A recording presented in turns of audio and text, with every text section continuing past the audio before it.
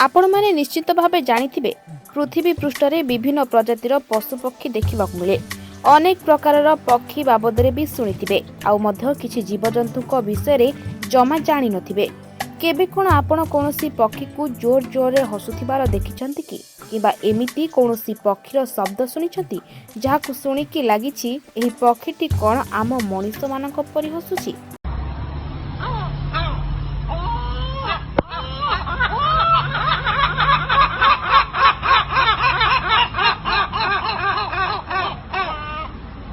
केबे आपणकर सेमिति किछि अनुभव अछि कि? आज आमे आपनको एमिति एक वीडियो देखाइबु जहाको थरे आपण उपरोक्त घटनार अनुभव नै परिबे।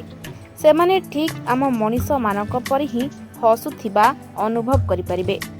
दुईटी पक्षी केमिति जोर जोर रे हसुछंती टिके ध्यान रे सुनिले जानि परिबे ठीक आम मनुष्य मानक परि रही कि हसुछि एही पक्षीटी।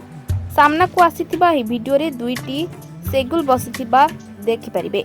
अचानक कौन हैला ना सेमाना मध्यरु गोटिए पक्षी अचानक हसिबा आरंभ कर देउछि। एमिति भी होई पारे आम मनुष्य मानकु जहा हस लागुछि पक्षी मानक पई ताहा सेमानकर एक प्रकार शब्द होई पारे।